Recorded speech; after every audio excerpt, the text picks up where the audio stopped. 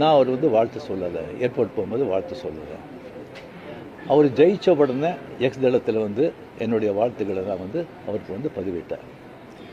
நான் 2016 அரசியல் வர்றேன்னு சொன்ன பிறகு நான் ஏர்போர்ட்டுக்கு போகும்போது யூஸ்வலாக அங்கே இருக்கிறவங்க அந்த போர்டிங் கார்டு வாங்கிறதுக்கு இருப்பாங்க, அவங்களுக்கு கேட்குறது தான் வழக்கம், மீடியா யாராவது இருப்பாங்களா அப்படின்னு. அதே இதில் வந்து மீடியா யாராவது இருப்பாங்களான்னு கேட்டேன். பெங்களூர் போகும்போது மீடியா யாரும் இல்லைன்னு சொன்னாங்க.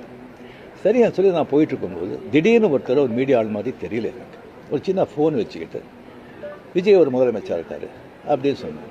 நான் என்ன செகண்ட் ஷாக், அது ஒரு மீடியா மாதிரியே தெரியல எனக்கு, ஃபோன் வச்சுக்கிட்டு நான் அப்படியே பார்த்து சிரிச்சு நான் போயிட்டேன். அதுக்கு வந்து வாழ்த்துக்கள் சொல்லலை அப்படின்னு சொல்லி அதுக்கு ஒரு விமர்சனம். இன்னொன்று வந்து விஜய் மேலே எனக்கு பொறாமை அப்படின்னு. நான் அரசியல் வந்து இல்லை, அரசியல் தான் நான் இல்லைன்னு சொல்லி விலகி ஆச்சு.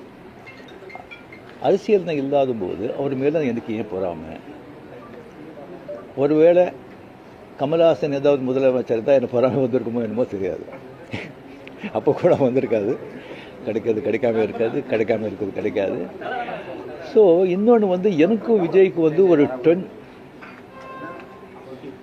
எனக்கும் விஜய்க்கு வந்து ஒரு ஜெனரேஷன் கேப், கிட்டத்தட்ட 25 இயர்ஸ் டிஃப்ரென்ஸ். நான் முதலையே சொல்லியிருக்கேன். நான் வந்து விஜயை வந்து நான் இதை கம்பேர் பண்ணிக்கிட்டா அது எனக்கு நல்லது இல்லை, கெட்ட பேர். விஜய் என்னை பற்றி கம்பேர் பண்ணிவிட்டா அவருக்கு நல்லது இல்லை. சின்ன வயசுலேருந்து அவர் பார்த்துட்ருக்காரு. அவர் சிஎம் ஆனதில் எனக்கு என்ன போகிறாங்க? அது இன்னும் இவ்வளோ சின்ன வயசில் 52 வயசில் எம்ஜிஆர் என்டிஆர் சாதனை பண்ணுறதை விட அதை விட ஜாஸ்தி.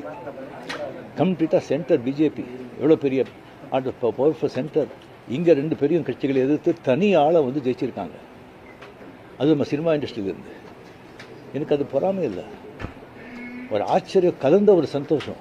அடே யார் அப்ரிஷியேஷன், சூப்பர். ஸோ அந்த பொறாமையும் இல்லை.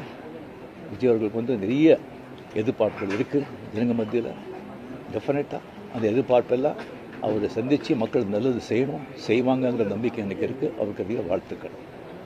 ஓகே சார், திமுகவையும் அதிமுகவையும் நீங்கள்